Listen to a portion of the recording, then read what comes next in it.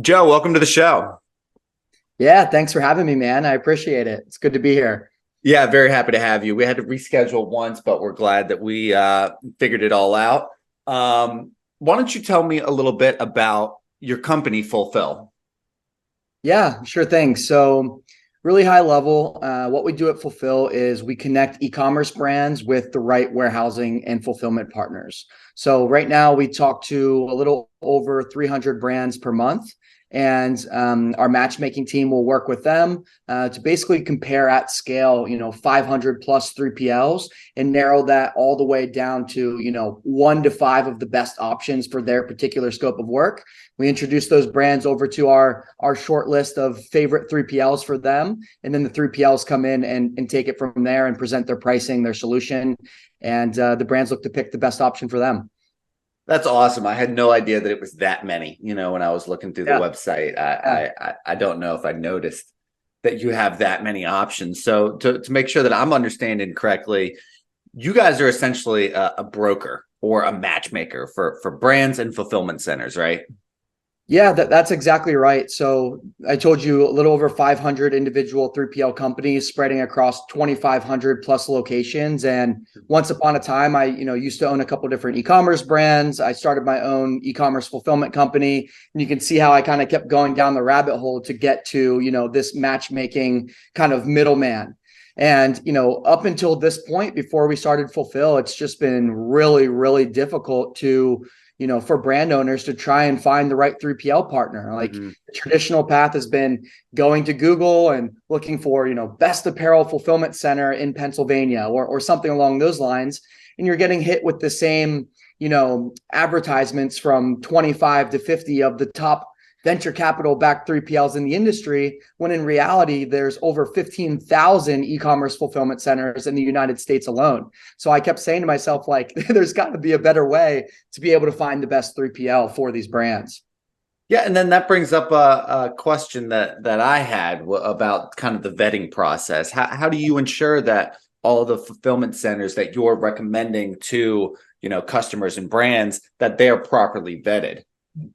Yeah, that's a big part of what we do. And that a lot of that, is done during the onboarding process whenever we're bringing the 3PL on. And that's when we really heavily vet them, kind of getting all of the information necessary. Like we get over 100 different data points on each 3PL that we're bringing onto our network, but then we continually monitor them over the course of working with them too, just to make sure that the operational quality stays, to the level of excellence that we're looking for to feel confident in recommending an e-commerce brand over to them.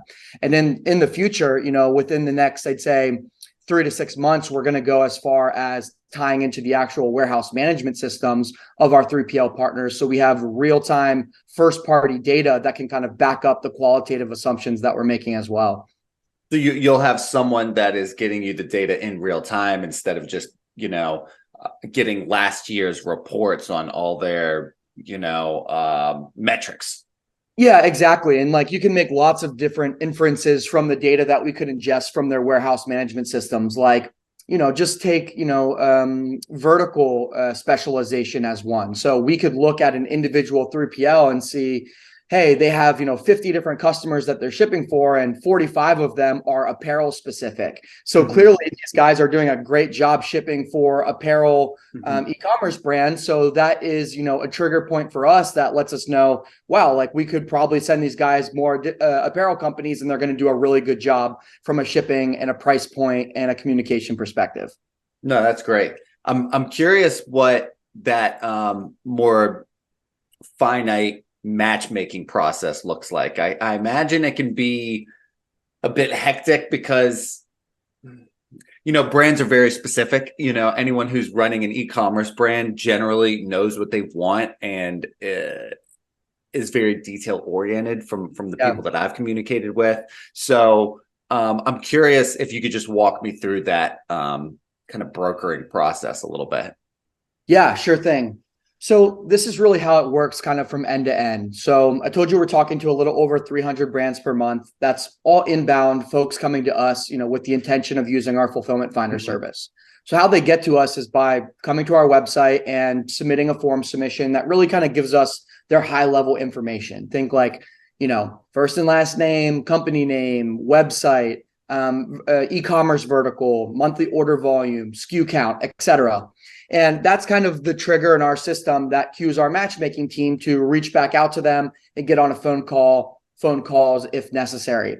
And then our matchmaking team will get on a call with them and really just go through a consultative process where they'll gather all of the information that we need on our end to use paired with our software system to start to narrow down from our big pool of 3PLs.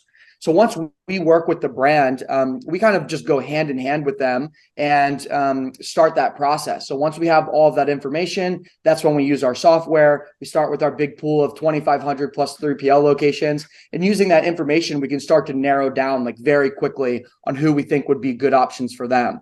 And, not only just that information, but what's important to the actual e-commerce brands, like a lot of the times it's geography. A lot of the times it's, we want the best pricing, but they also can hit X, Y, Z shipping SLAs. So we use all of that information and the true wants and needs of the brand and help them narrow down to these best list of options. And then from there, we are finding, let's say we find 50 3PLs on our network that can handle that scope of work. So we'll talk to the 3PLs on the back end, and we already, have their information and their ideal customer profile information. And we say like, hey, take a look at these guys. Do you think that this could be a really good fit for you to bring on as a new customer? So from there, we can even further whittle down until, we come up with our pick of our best 5. And that's what we're really looking to do. Like the last thing we're trying to do is spam this out to 100 3PLs and make introductions over to as many 3PLs as possible. We truly want to and do deliver this kind of white glove matchmaking service to help the brands kind of cut out all of the other BS and talk to like 5 really, really, really great options without them having to pay any money. Like this is a free service for the brands. We make our money on the 3PL side of the house. Yeah, and I was just about to ask about that, and I think that's extremely surprising. It was surprising to me when I was doing some research on Fulfill. So to be clear, you get a cut of the bids that the 3PL make to the brands? How do you get paid specifically then?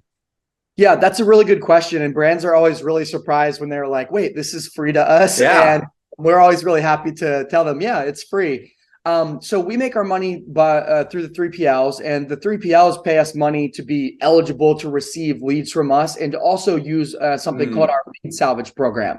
So they pay us a monthly recurring fee to be on our network and for us to send them opportunities. And then this works great for 3PLs as well because they're not just generating leads from us giving them recommendations and introducing them to folks. They're also generating leads typically through their own marketing efforts. But, not every lead that 3PLs generate are, a good match for them. So, for example, whenever I used to own my own 3PL called ShipDaddy, we were running tons of Google ads, tens of thousands of dollars in ad spend per month. We were generating hundreds of leads, and we were probably only able to handle 10 or 15% of the leads that were coming into us. We had this one large location in Pennsylvania, but we couldn't handle big and bulky or cold storage or hazmat or multi-site international opportunities. So basically we just have to wave goodbye to those folks and say like, good luck on your journey. Sorry, we're not going to be the best fit. But 3PLs on our network, as they're generating opportunities, they can say, sorry, we're not the best fit, but talk to our friends at fulfill.com. They run this free matchmaking service, and we give 3PLs a 10% lifetime kickback on any revenue that we make from placing those opportunities. So we create this great flywheel effect for 3PLs where they can now not only get great qualified opportunities from us, but if they can be a good two-way partner to us, they can also add an additional revenue stream and potentially make more money from working with us than actually spending. And the last component on how we make money with the 3PLs is an introductory fee that's tiered based off of the size of the lead. So let's say, the company is doing between 0 and 200 orders per month. It's $50 for the introduction. But if they're doing between 1,000 and 5,000 orders per month, it's $300 for that introductory fee. And then, between, the monthly recurring revenue and the introductory fee, that's largely how we make money at Fulfill. That's great. And I bet the brands love that so much, man, because everything nowadays really does feel like pay to play. And for them to automatically almost get certified in getting a solution, because there are over 500 at your disposal. I would be highly surprised if any brand comes up to you, Joe, and you fulfill and says, "Hey, I need a 3PL with these, this, and this," and you can't satisfy them. Does that happen any? Because you have such a variety in solutions. Have you had to turn anyone away? Yeah, so that's kind of the beauty of the software engine that we've built. So we've been at this now for over 2 years, building this out and kind of fine-tuning things. And, towards the beginning, while we were still building out our 3PL network, even if we didn't have a 3PL on our network at that time, that could, kind of satisfy the needs to our standards, that was the trigger point that would tell our matchmaking team to go out and find that 3PL and build more density in our network there so we could handle opportunities like that in the future.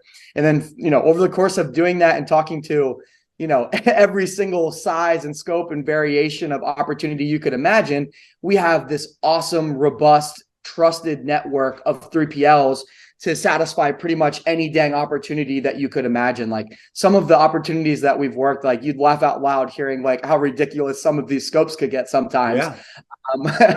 But we're pretty much good to go, not just from a domestic perspective, but internationally. Like we have 3PLs all across the world.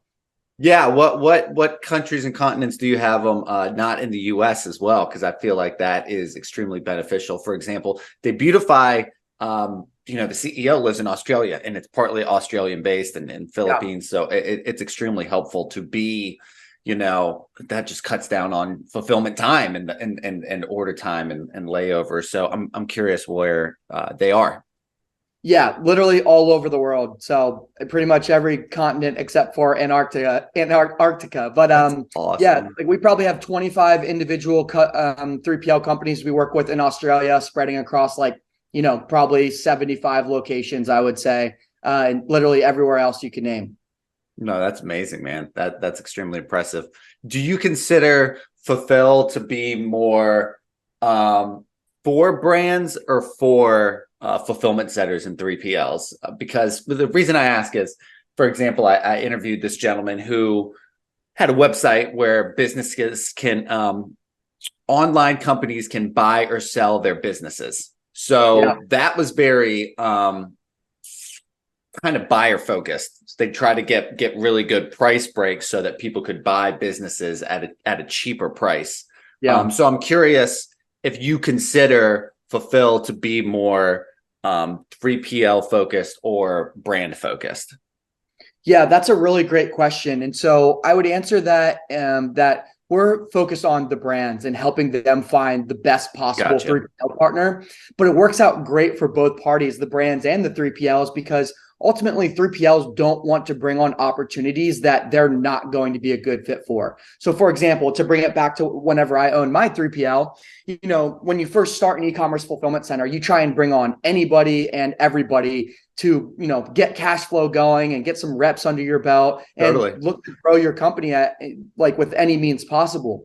But ultimately, once you get big enough, you get to the point where it's like, holy cow, we're spread across so many different verticals, different types of fulfillment. You realize that e-commerce fulfillment is drastically different than B2B fulfillment, which is drastically different than retail fulfillment. Mm-hmm. And you just it gets really hard to create standard operating procedures and become and keep your standards of operations as high as you want them to be. You see this happen all the time with venture capital backed 3PLs that take on tens of millions of dollars and their operations can't keep up with the amount of opportunities that they're bringing on. Like this happens all the time.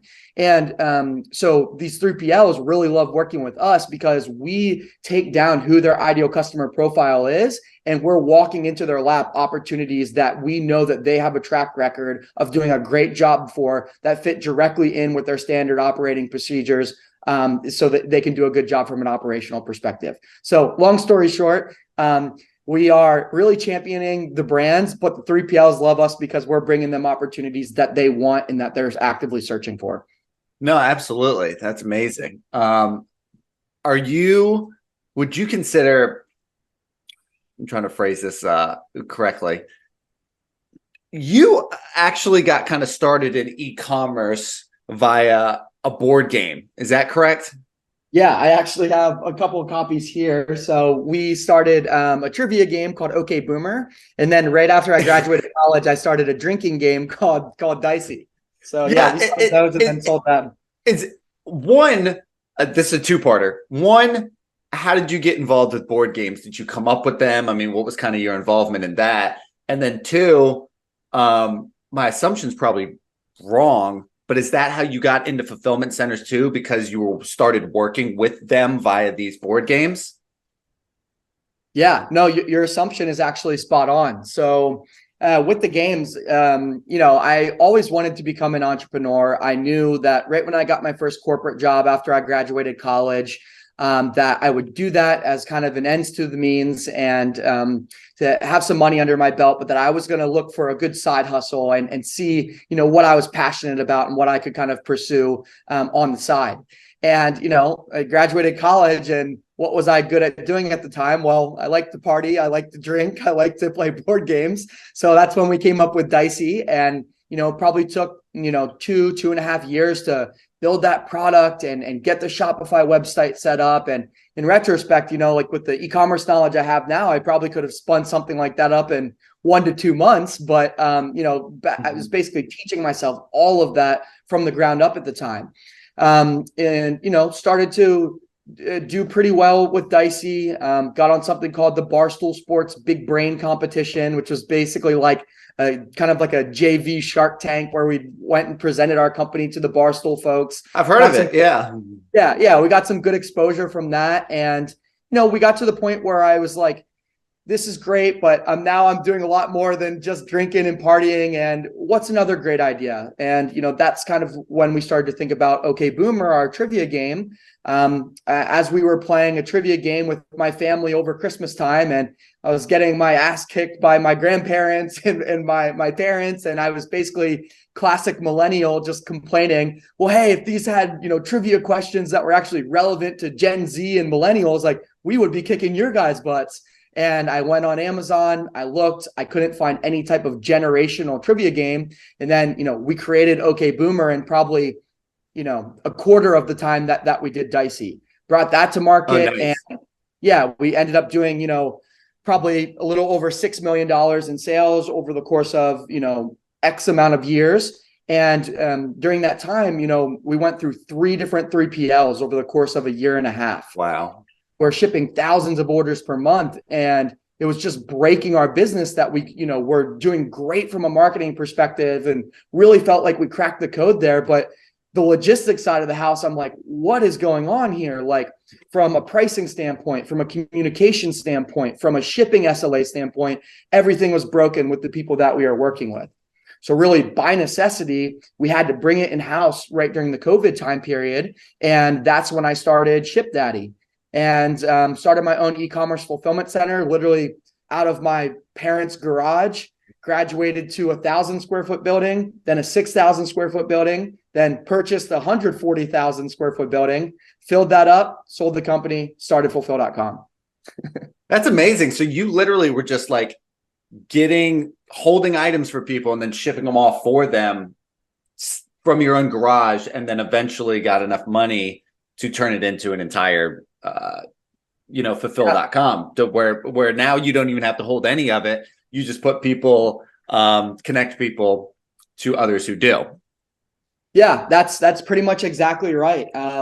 Whenever we brought it in-house and started shipping for ourselves, I was like, man, we could very easily do this for other people. And, from folks that I met while building the board game companies, we met a lot of great folks on the Barstool Sports competition. We brought on kind of like 5 customers right away from people we met there, and that were having very similar problems, and said, hey, we'll do it for you at a better price, and you can work directly with us, and we can see if we can help you in other areas of e-commerce as well. And, they loved it. And we kind of used that as an opportunity to get some cash flow under our belt and really teach ourselves how to optimize our own logistics operation. And we turned that into, a full-fledged, really great, flexible fulfillment operation is what I like to call it. Mm-hmm. How big is Fulfill, like the team? How many employees do you guys have? Yeah, so we're pretty lean and mean, but we have right Nice. over 20 folks if you count some of the contractors that we have on our team full time. And we're actually just closing in on a round right now. So, we're a profitable company. We've really kind of proven out this concept over the course of the last 2 years. And now we're taking on some money that is kind of serve as rocket fuel for us to really Nice. push to the next phase of our company. Lock in on our, I told you we've kind of built this internal software system that helps with our matchmaking, but now we'll have an external SaaS system where our 3PL partners will have their own portal. Our e-commerce brands will be able to download a Shopify app directly into their store that will bring the information over to us that we will need to accurately find them, the best 3PL partners. So we're just making it a very seamless process, a Oh, very wow. data-driven process that Mhm. will allow us to connect folks in damn near real time. So you're the middleman, and now you're giving them the opportunity to cut out the middleman, and then you're there kind of just for development, maintenance, customer service. Um, Yeah, that's we're pretty we're a, cool. we're a matchmaking marketplace, is what I like to call it. But now Yeah. we're starting to push into a more traditional marketplace model that's really backed by tech. Nice. Okay. No, that's smart because then I feel um, like the expediency and the efficiency at which these 3PLs can operate is so much quicker and faster that they don't have to feel like you're another link in the chain. You can actually remove yourself from that. And I bet everyone appreciates that it can work with such a quicker efficiency.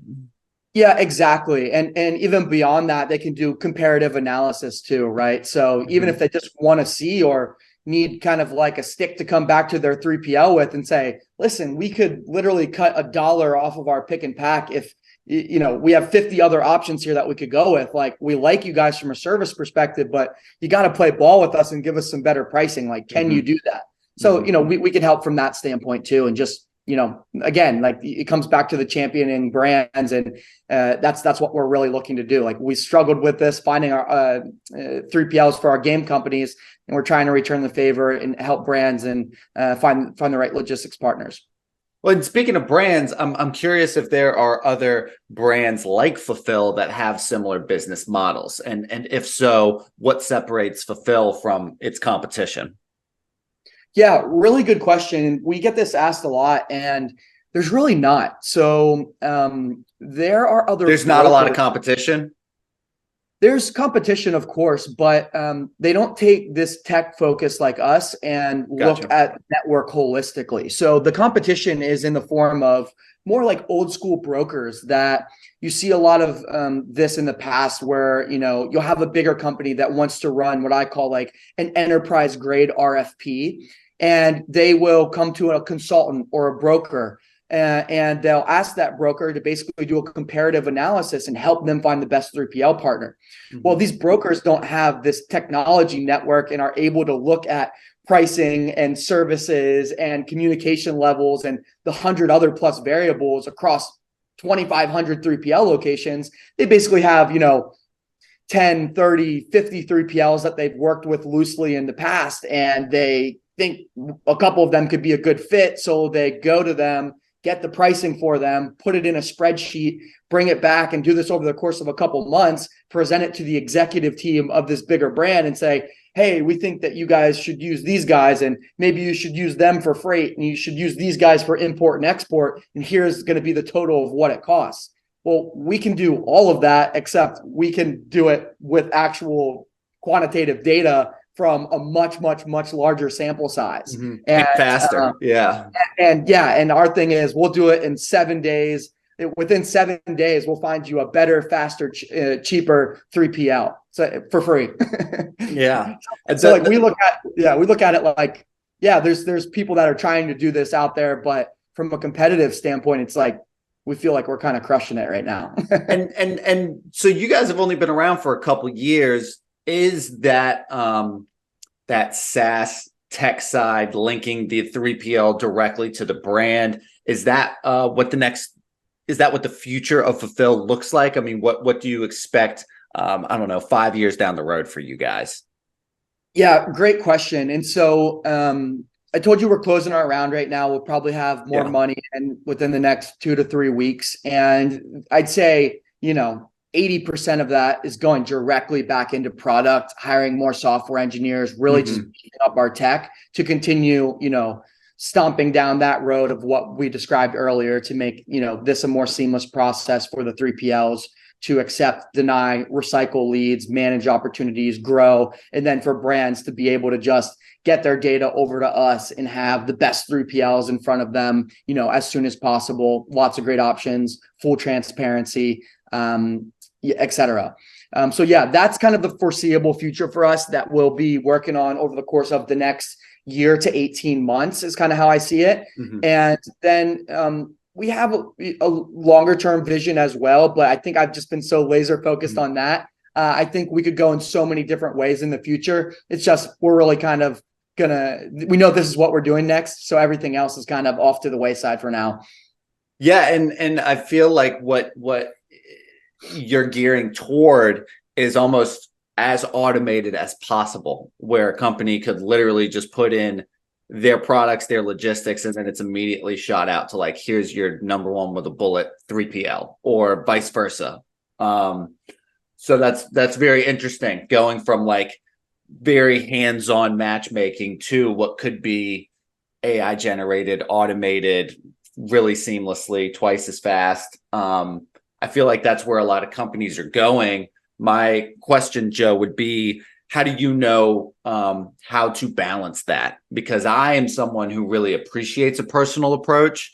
I don't think I'm alone in that. So how do you ensure that companies are getting a personal approach while also giving them the tools to solve their own problems? Yeah, that's a really, really great question. And especially in the logistics industry and with what we do, there's such a big trust component to this matchmaking and helping folks find the right 3PL. So on our end, at least, there will always be a personal touch to this, right? That's why we have our matchmaking team, and we've built our software as this great supplemental resource that helps our matchmaking team do their job much more efficiently and much more effectively. So we'll always keep our matchmaking team and be able to have that hand holding component. But it's like, what does that start to morph into, right? And I see it being like still pushing through to our marketplace model here, but having real-time customer support where they can get on with our matchmaking team in real time whenever they need help to continue, to help them compare the 3PLs, to help them walk them through the process, to help give them advice that, they just would have trouble getting elsewhere. So I really like that point, and you're 100% right. And we'll keep building our tech out to be better and better, but we'll always have that personable touch too. That's great, because I always appreciate that personal touch. Yeah, for sure. Before we wrap up, Joe, my last question I always give to guests revolves around the e-commerce industry being an extremely stress-inducing environment. That's for sure. Yeah. I mean, I think more than any other industry, it's important to take care of mental health and work-life harmony, work-life balance. I'm curious, Joe, what are some hobbies or interests that you have that you use your free time with to ensure good mental health and a work-life harmony? Oh man, I love this question. So I was a D1 wrestler in college. I wrestled at the University of Virginia. Been wrestling since I've been 4 years old. My dad was a D1 wrestler. My grandpa was a D1 wrestler. So I've always been into combat sports. I used to fight MMA whenever I lived in Chicago years and years back. And now, since I've been living in Austin, not a lot of people know this, but Austin, Texas is the #1 place in the world to train Brazilian jiu-jitsu. So I've really gotten into the jiu-jitsu scene down here. You can see my cauliflower ear. And, I encourage anybody that wants to get into combat sports. I think jiu-jitsu is such a good sport to get into, and it is just phenomenal. Like you can't be off thinking about work and about stressing over your e-commerce brand. Like even when you're on a run, right, your mind is still racing and you're just crunching numbers in your head and thinking about everything you have to do. You can't do that whenever you're on the mat, or otherwise you space out and you start getting your ass kicked. So we have quite a few people that are into combat sports, like on our actual team at Fulfill. Our lead software engineer, that's literally how I met him. He's a black belt that I train with. I think it's a great way to build community. I think it's a great way to de-stress. I think it's a great way to kind of bring you back down to earth and give you perspective on what's important in life. So huge advocate of that for sure. And if anybody's listening to this and from Austin and you want to train, hit me up. That's awesome. Joe, it's been an absolute pleasure, man. I think that's great advice. It's wonderful to get your insight on fulfillment centers and the 3PL community. And good luck with Fulfill, man. Cool. Thanks a lot, brother. Appreciate you having me.